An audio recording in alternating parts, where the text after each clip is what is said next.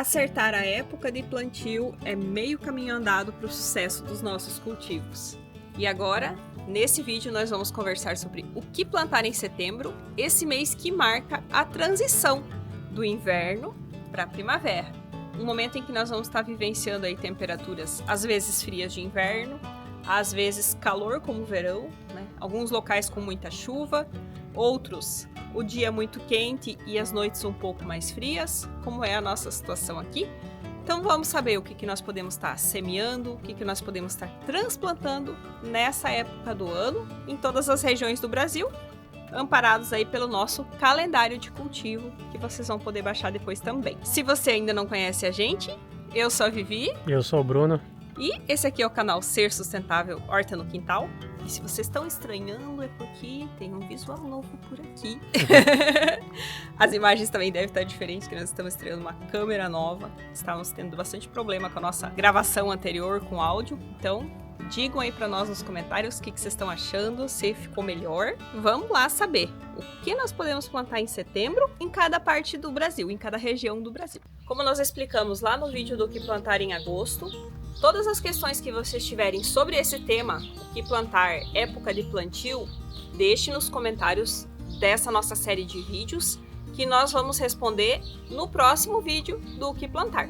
Então, aproveitando para responder uma questão que a Áurea deixou, ela pergunta sobre qual lua é melhor para plantar a cebolinha. Elas podem ser plantadas tanto na lua crescente como na lua cheia, são as duas fases da lua mais indicadas aí para o plantio da cebolinha, seja a semeadura ou seja o transplante. Isso porque essas duas fases da lua favorecem o crescimento da parte vegetativa das plantas, ou seja, aquela parte que está acima da terra.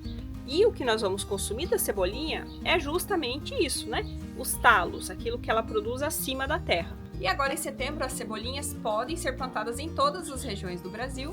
E não só as cebolinhas, também as salsinhas, coentro, manjericão, alfaces, rúcula, todas essas folhosas aí de salada que sejam de variedades já mais de calor, de verão ou de meia estação. Não podemos mais plantar as variedades de inverno. Isso porque, como eu expliquei antes, né? Nós nessa fase agora de transição do inverno para a primavera, nós vamos ainda ter sim alguns momentos de frio, podemos passar por ondas de frio. Nós começamos essa semana com geada aqui na nossa região e agora, nesse momento, né, estamos aí com temperatura de 30 graus. A gente tem nesse momento, uma fase de muita volatilidade de temperatura, mas o tempo já vai estar predominantemente mais quente. Isso quer dizer o quê? Que aquelas variedades que são as variedades de inverno não vão encontrar, se a gente semear elas agora, tempo de frio suficiente para que elas consigam se desenvolver bem. Como, por exemplo, acontece facilmente com a família das brássicas. Vamos dar uma olhadinha ali numa, só para vocês entenderem do que eu tô falando. Quando eu digo família das brássicas, é um jeito resumido de me referir a brócolis, couve-flor, couve, repolhos, né? Todos eles pertencem a uma mesma família, tanto que vocês podem observar que eles têm folhas parecidas. E são plantas originárias de locais frios, são plantas de origem europeia. Elas produzem bem na época mais fria do ano. Quando começa a esquentar demais, a gente vai começar a ver aparecer doenças. O pessoal sempre fala, porque tem muito pulgão na minha couve, por exemplo. Acho que é o primeiro sintoma, né? Nós aqui ainda não estamos identificando pulgões, mas daqui pra frente, logo, logo eles vão começar a aparecer. A família das brássicas, ela vai muito melhor em climas frios. Por isso que a gente plantou elas no final do outono, inverno, né? E também, lógico, tem as exceções, né? A gente tem couves que são já adaptadas e que podem produzir o ano todo, algumas variedades. Também temos alguns repolhos, até chamado de ter o repolho louco de verão, né? Que é uma variedade que foi desenvolvida com o passar do tempo e adaptada ao clima mais quente, e por isso é possível se produzir, que a gente consiga produzir ela mesmo com o calor. Algumas variedades de couve, como couve chinesa, couve tatsoi, elas podem ser plantadas agora ainda nas regiões sul e sudeste, naquelas localidades onde não costuma fazer um calor muito excessivo. Tá? Se você, por mais que seja nessas regiões, mora num local que é muito quente, que você sabe que é quente nessa época, já não adianta mais fazer o plantio delas. Mas pra gente também não ficar só na falação, já que nós temos aqui um brócolis bonito para colher, a gente vai aproveitar para colher junto com vocês. Eu vou tirar ele aqui e ó, deem uma olhada aqui embaixo.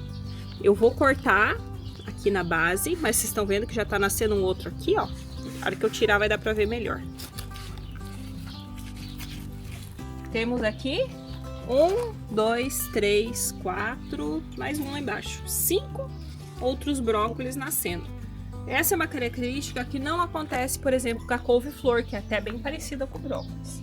Mas o brócolis, se você colhe cedo a cabeça principal, você ainda consegue colher mais umas 2 ou 3 cabeças em um mesmo pé. E isso compensa, porque é uma colheita adicional que a gente faz, né? E toda a fase mais demorada, que era o desenvolvimento do pé da planta, ela já fez para produzir essa primeira cabeça. Então a gente ainda consegue colher um pouquinho a mais, vão ser menores, lógico, mas vale muito a pena. Falando de variedades específicas, no nosso calendário de plantio, que está aí na descrição para vocês poderem fazer o download, quem quiser adquirir o calendário do ano todo também a gente tem o link para Hotmart na descrição também para vocês.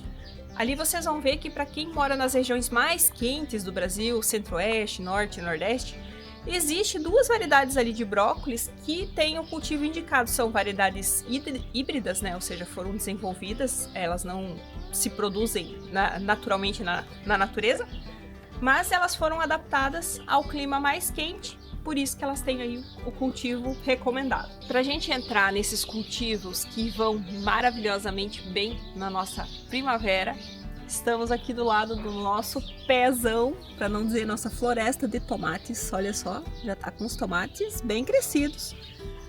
Quem não assistiu, né? Nós fizemos o vídeo onde mostramos plantando esses tomates aqui, plantando tomates no inverno, era o título do vídeo.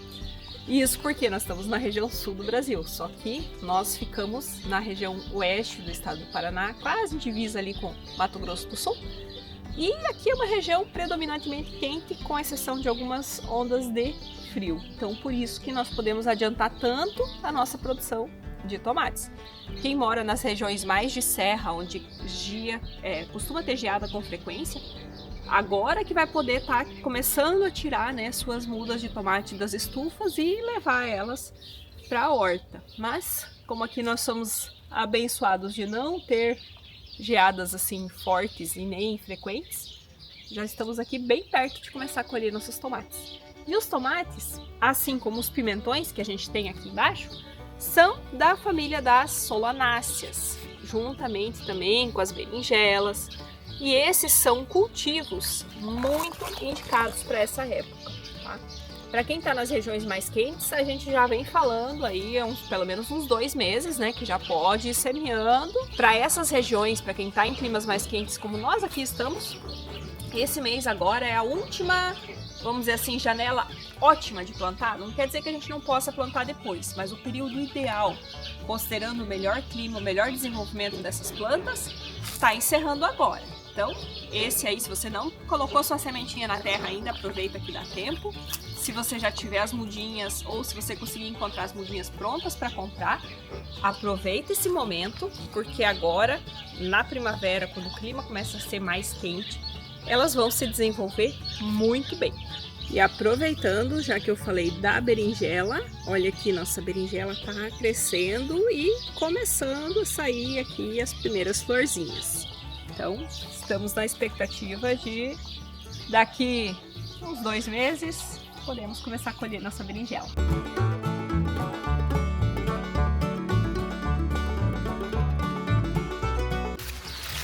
Aqui estou fazendo uma colheita do nosso último pé de escarola ou chicória. Cada local tem uma forma diferente de se referir a ele. E essa é uma variedade, assim como o agrião, por exemplo, as acelgas, que ela gosta mais do clima frio. Então, agora, para semear ou mesmo plantar as mudinhas, só é indicado para as regiões de clima mais frio mesmo. Então, região sul, região sudeste, nos locais mais frios ainda podem estar plantando. O resto do Brasil já não é mais o momento de estar plantando as escarolas. Mas olha que lindeza que deu. esse baita pezão. Mas, pessoal, vocês não precisam se preocupar de gravar tanta informação na cabeça de uma vez. Com o passar do tempo, vocês vão acabar gravando naturalmente. Mas nós temos aí o calendário de plantio justamente para isso, para facilitar, para que você possa pegar, olha, esse mês de setembro, o que eu posso estar plantando em na minha região, né? O que eu posso estar plantando, o que vai bem nesse mês. Então, a intenção é facilitar. Como eu falei, tem a versão de setembro disponível gratuitamente para vocês baixarem.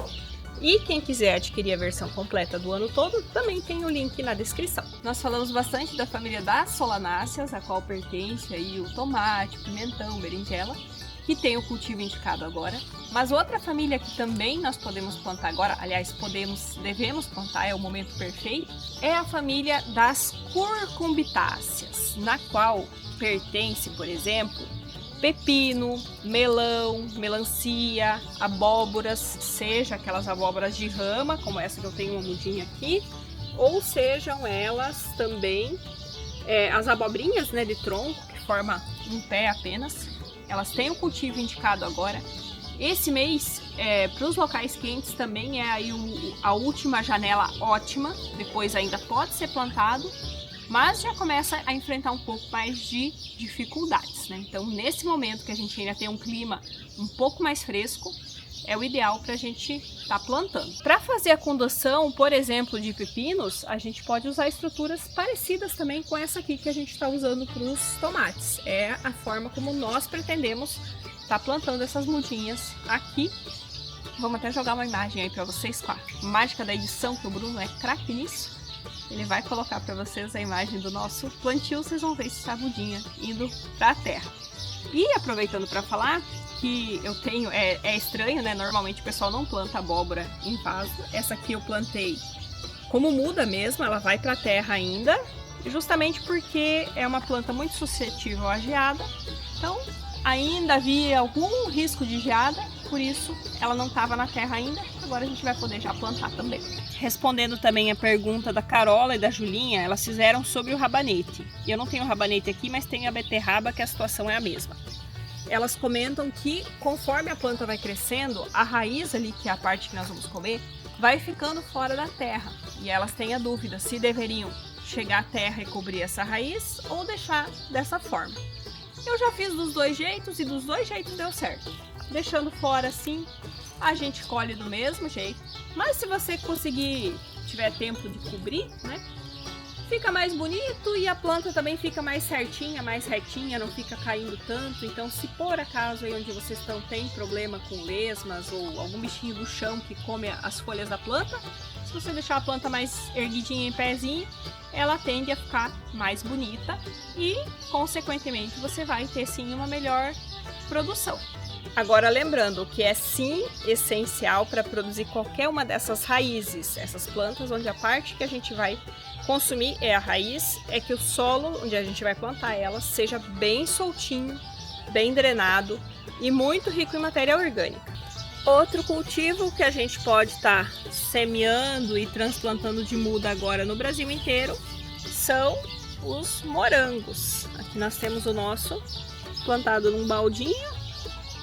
A gente tá mudando eles pra cá, nem terminamos ainda. Mas esses são pequenininhos por enquanto.